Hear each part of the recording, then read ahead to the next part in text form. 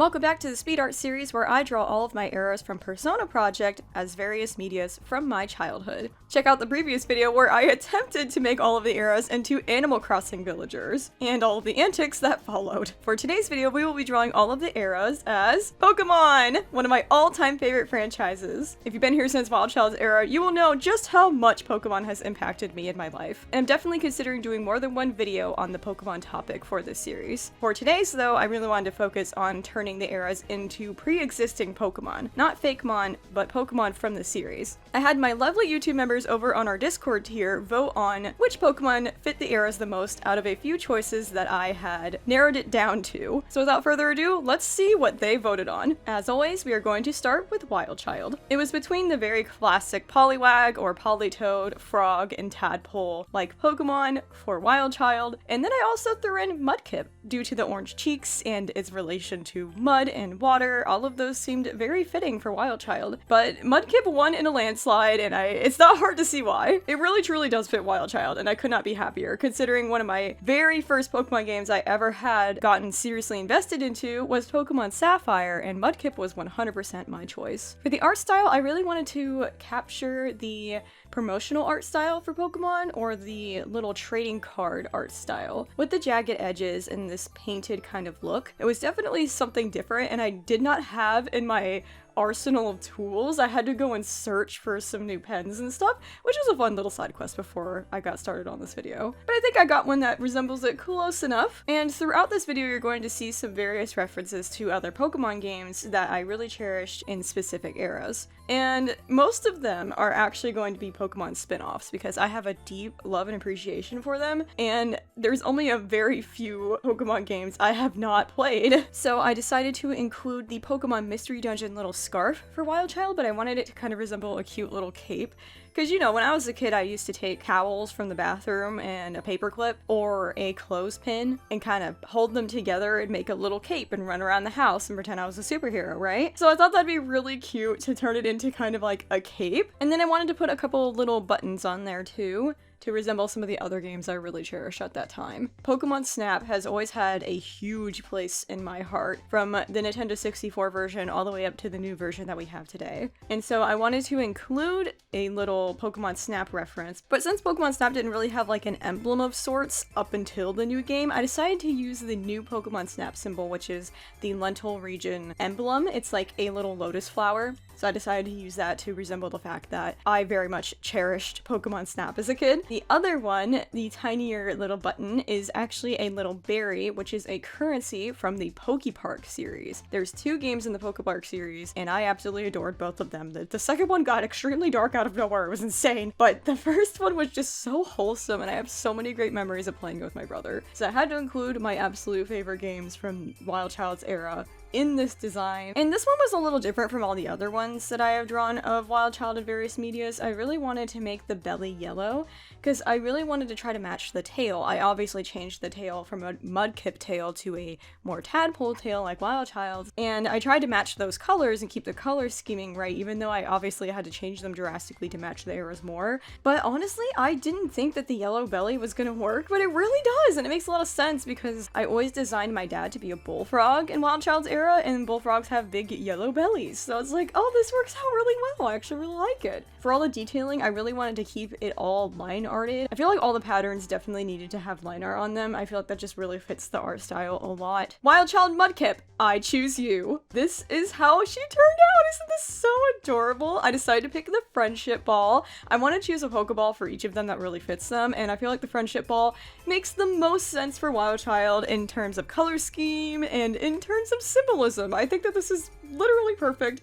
Could not be happier with a little Mudkip Wild Child. Moving on to Blackbird's era, we are going to turn Blackbird into a Corvisquire. Now this was a vote between Tailo, Starly, and Corvisquire. Tailo was an option because literally my first shiny Pokemon I ever caught was a shiny Tailo, and it was bright yellow, and I didn't even know what it meant, but I was super proud of it and super happy when I went to school that day, and everybody was so jealous that I had a shiny Tailo. So I had to include that for her, and it also just kind of fit with the color palette and everything. And Starly, it just comes from my favorite generation, so I have very fond memories, and also it has that kind of natural mask around its face. And Corvisquire overall fit the entire vibe of Blackbird, and I really love the typing, it's very unique. So I was really happy with all of these options. So I'm very grateful to my YouTube members who voted on this in the Discord, because oh my god, I don't think I could have chosen for myself. Corvisquire is an absolutely elite choice for Blackbird. And I decided to include a little armband around her wing that is gonna resemble the Pokemon Ranger emblem. Pokemon Ranger is my favorite freaking spin-off, dude. I was obsessed with Pokemon Ranger as a kid. When they came out with a movie, the Manaphy movie, and it had Pokemon Rangers in it, I remember running around my living room across all the couches, jumping up and down, screaming with joy. Like, I was so fixated on Pokemon Ranger. I loved those games. They were so much fun. And like, it's sad that they can't really be brought back because of the whole touchscreen aspect. It was very much built for the DS, but man, I would love to have something like it again. I miss my Pokemon Ranger content, guys. Plus the soundtrack. The soundtrack's bopping, okay? I also decided to give her one of the capture devices on the side there. That's like part of Pokemon Ranger as well, just because that was like my favorite part of the entire game, so I put it in her design. And then for the second little button that's on the capture device's strap, I decided to make it Pokemon Channel. Pokemon Channel was a GameCube game that I loved since Wild Child's era. It's another one of those very calm and wholesome little games where you just take care of a Pikachu and literally watch TV channels that interact, and oh, it was just so sweet and simple. And it was just a very calm game. I remember I'd fall asleep to it just having it on the TV, so I could feel like I was having a sleepover with Pikachu. So I just have like literally the most wholesome, sweet memories with that game, so I had to include it somewhere, at least on one of the eras. As for the rest of the design, I tried to keep some of the original coloring of Corvisquire on there, just because I wanted to keep the main three colors of Blackbird with her black hair, the turquoise mask, and the blue parts of her design very obvious. And luckily, her color palette kind of translated perfectly on over, and the grays ended up working out really well, so I'm very happy with that. I did put her mask on over her face. I just thought that it very naturally blended into the design. And I gave her one of her little braids too, because it also just very naturally fit into the design. It's just perfect. It turned out really perfect. I added in a bunch of my painting details. Admittedly, took a lot less time than I thought it would. I was very intimidated at first, being like, oh god, this is gonna take me hours and hours and hours, and honestly, it did not take me that long. I feel like I just chose the right pens for the job. And this is Blackbird as a Pokemon.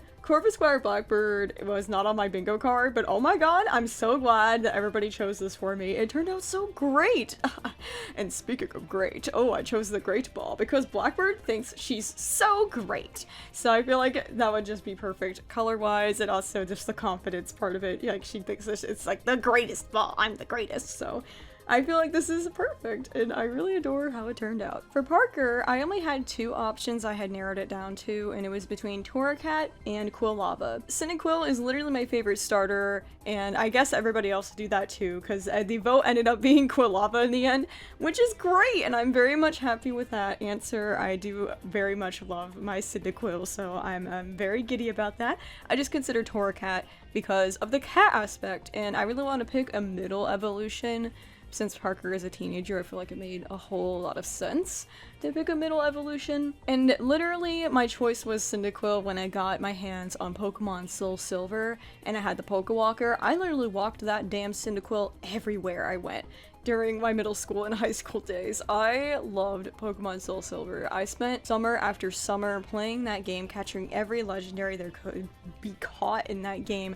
There's so many legendaries in that game, by the way. It's actually outrageous. There's like so many things you could do in that game. Marathon stuff you could do, like the sports with your Pokemon, carving your own Pokeballs from apricorns and everything. Like there's even a radio that you can listen to in that game and like change the music of the area you're in. That's crazy. Like, not to mention it was like one of the first games where you can have your Pokemon follow you around behind you, and like we were just so giddy about that as kids. So very fond memories, and I associate Cyndaquil very much with, so I'm very happy with this choice. Of course, I wanted to give Parker glasses and that very famous red scarf that I always put him in, especially in this design series. But for like a little badge, I chose the emblem from Pokemon Battle Revolution for the Wii. That game, by the way, the soundtrack is in the background. I'm gonna turn you all onto this. This background music is from Pokemon Battle Revolution. It is so lit. It is so lit. It is so good and underappreciated. I freaking love this soundtrack. Oh my god, it is so hype. Anytime I need to feel like I'm super determined and in like my own main character arc, holy crap, turn on the soundtrack, it will get you lit.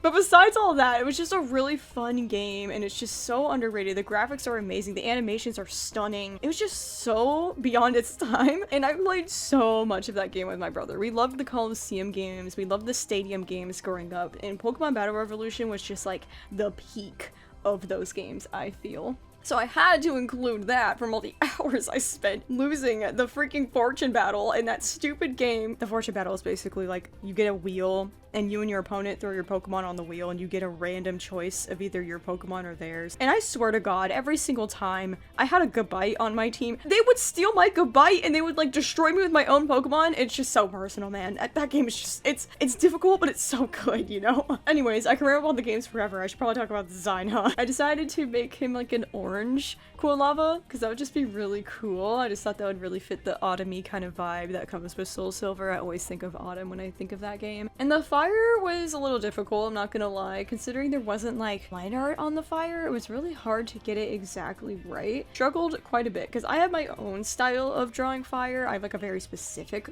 way I like to draw fire, and I was trying to obviously match the style with this one, and it just was very out of my comfort zone, so I don't know if I exactly nailed that as well as I wanted to. It's kind of a very important part of Parker's character, but you know what? We gave it our all here, and this is how Parker, the Pokemon Quilava, turned out in the end. I think it's great. I chose a repeat ball for Parker because I think it's really fitting. Like, the only time you're gonna catch Parker is if you've seen him before. Like, I only trust people I know. Like, very, like, emo, kind of reclusive. Like, I don't know, his personality kind of fit it along with the color palette. But yeah, overall, I think I nailed that. Alright, YouTube members, you have chosen Delcatty for Holly, which I'm only slightly bummed about because Clefairy is one of my personal favorite Pokemon, and Clefairy was on the list along with Glameow for Holly, but I guess nobody was feeling the fairy vibes for Holly, which is understandable. I understand. I just really like Clefairy. I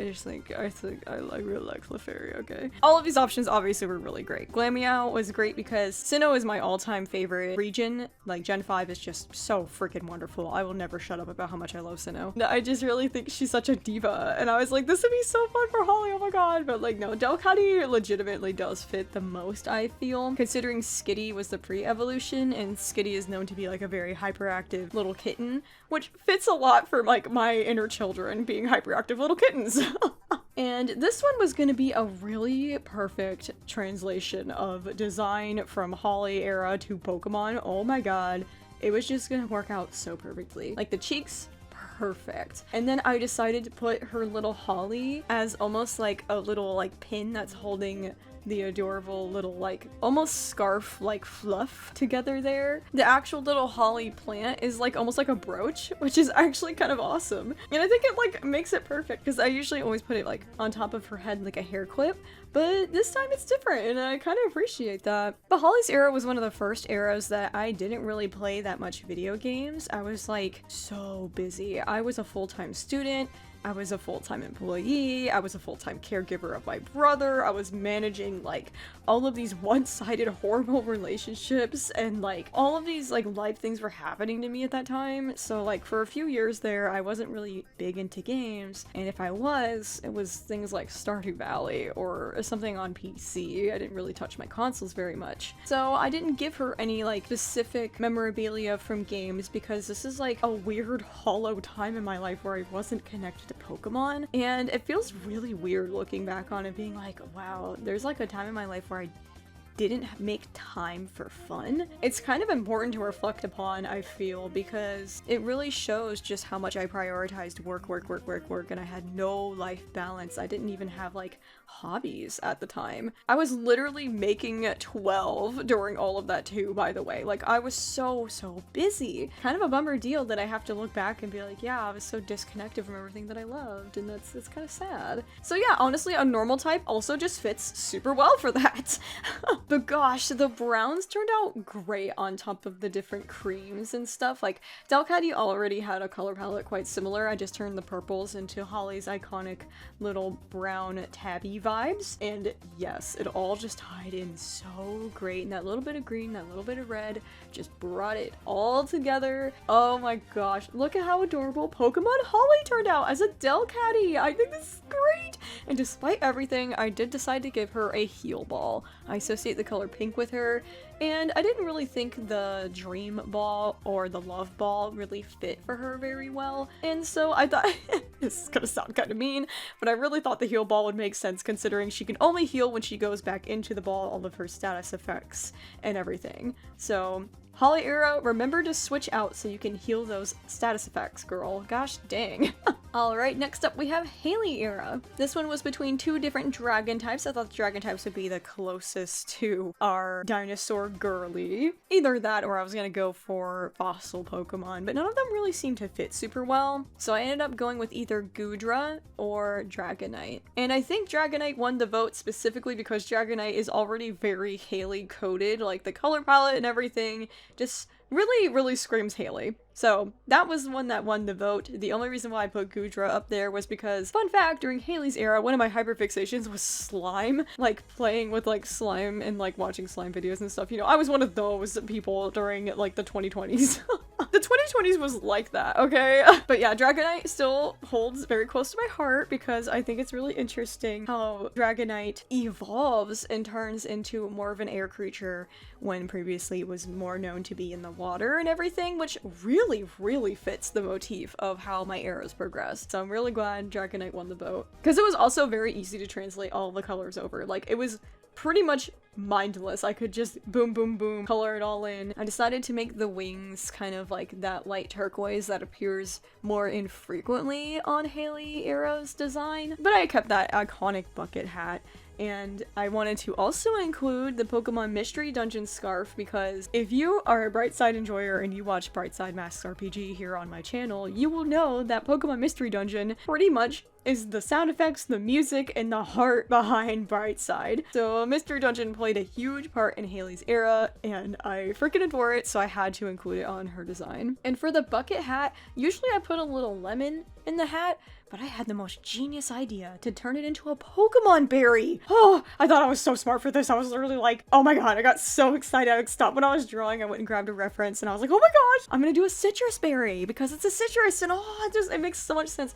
Also, the citrus berry is something you can give to a Pokemon to hold and they will like naturally heal themselves if their health bar gets low enough. And I think that's so fitting for Haley. Like if she was in the middle of battle, she could take it off of her hat and like heal herself in like in a pinch, give herself the extra boost and the ambition and motivation to like finish and like yeah, that's just very Haley coded. I very much enjoy that. That little detail is so beautiful to me. I decided to add some little scales and everything because that's what I associate with like Haley's freckles, quote unquote. So I covered this Dragonite in freckles and I added some little details to the tail that also reminded me of Haley era. And ta-da! This is Haley era as a Dragonite, as a Pokemon. I chose a quick ball not only for the color palette matching and everything, but also I just think it is one of those things where you had to catch me quick before I changed because Haley era was one of those things where I started off one way and just drastically changed very quickly because I had to. It's very cool for the people that were there to watch me grow throughout it, so I feel like a quick ball really fits for this era. Last but not least, I had a very hard time picking a Pokemon for Robin. Considering I'm currently a work in progress, it's really hard to nail exactly who I am right now, especially when I've let go of my trauma as a part of my identity. I'm still trying to figure out like legitimately who I am underneath all of that, like who I want to be. And I, for some reason, was just really drawn to grass types. Like all I could think about is my garden lately. All I could think about is nature and going back to that wild child-esque part of myself who was always outside. And I also think of myself as a fighter, so fighting also made a lot of sense, but I also think of flying. I think that I'm free and this is the most beautiful time of my life. And so I was really stuck because there's not like a grass flying fighting or anything like that exists. So it was between Delbird, which is kind of a silly little thing of like the delivery person. Like I'm the one telling our story, I'm the one delivering our story. But also the ice type makes sense because I live in the Midwest now and it's freaking cold and I thought that was a cute cute little thing to nod to. And I just always have loved Delbird. Delbird's literally one of my favorite characters in the Pokemon channel series. But also on the list I had Tropius, which was another one of my absolute favorite Pokemon. Very underrated. Oh my god, I love Tropius so much. When Tropius was in the new Pokemon Snap, I freaking screamed. I was so excited. Oh my god. Like, no one ever appreciates Tropius, dude. But there's just something so great about this big, gentle giant with these big leafy wings and just growing the fruits from its little neck. It's just so cute, and I thought that would fit Robin. But then I wanted to include a fighting type, and really the only typing that I could think of that would make sense for fighting with Robin was Breloom. Like a little mushroom dinosaur-esque character. Kind of honestly looks like it has a little beak. So in the end, everybody ended up voting Breloom as the winner, and I kind of agree, honestly. Even though Breloom doesn't have wings like Robin, I still think it fits a lot of the motifs of the nature and the fighting and the healing aspect here. I also really enjoy the fact that Breloom looks like it has a little frog hat, and it's just so great, and I feel so connected to Wild Child nowadays, so I think that that's just such a beautiful nod to that. And the colors translated so beautifully over from Robin's design over to Breloom. Oh my goodness, like the greens are really vibrant, but I really like it because it matches the oranges really well in the cream colors. And yes, I just think it turned out great. The only thing I really changed was adding more little freckles and speckles on the face, as well as like maybe a little bit of like quote unquote hair, because I just think that that would just be really cute to kind of specify too that that's Robin. But yeah, the more that I looked at it, the more I was like, no, this does make a lot of sense for Robin era. I really like it. Even the tail resembling something like a four-leaf clover. Four-leaf clovers are a huge motif in Persona Project. You'll see it a lot more in the later eras. I've already alluded to a little bit of the four-leaf clover curse in Wild Child's era, but it persists, and I have a lot of feelings about luck, and I think that that's going to be a really cool thing to incorporate into this design, the fact that there's a plant and we have the goodness of Wild Child and the little frog part of like the hat, but also the bad luck of the clovers and the tail. Like, it's legitimately balanced, and I think that's so cool. All that analysis aside, this is Robin the Breloom as a Pokemon, and I chose the Timer Ball because it took a very long time to get to this era, and all of that time was crucial. And I think that the color palette also just fits really well, and I just really like the symbolism behind it, that it just, the longer that you know Robin, the better chance you have of being their friend, and I think that's great. I think that's just really great. It also kind of matches Parker's theme a little bit too, and I've been feeling really connected to Parker lately as well. As I drew each era as Pokemon, I really began to nail how exactly to do that painted style. I feel like at first I used like an airbrush tool a little too much and not so much of like an actual paintbrush, just because the paintbrush had like this weird blending mode that was like getting my line art absolutely everywhere, and it was kind of annoying to make like 500 layers to like get this all to work the way I wanted it to. But once I actually figured it all out, I feel like I really got close with the art style here. Like, little Wild Child me would be so freaking ecstatic that I could turn basically anything I want into a Pokemon right now. Like, all of my children eras are just like hopping up and down, holding hands in a circle. Like, they are so happy that I was able to do this, and it looks so good. I'm like legit so proud of this one. This one turned out freaking great. All of them individually have so much meaning and purpose to me, and it was so nice to reflect on all of the nostalgia and the good times that Pokemon has brought to me. And it certainly won't be the last. I think next time I would love to do even more Pokemon themed stuff for this series. I really want to turn them into what kind of Pokemon trainer they would be, and maybe even choose a partner Pokemon for them. Maybe we'll get to feature some of the other Pokemon that didn't get chosen for this video in that one instead. But thank you all so much for watching. I hope you have enjoyed, and I will see you guys in the next one. Bye bye!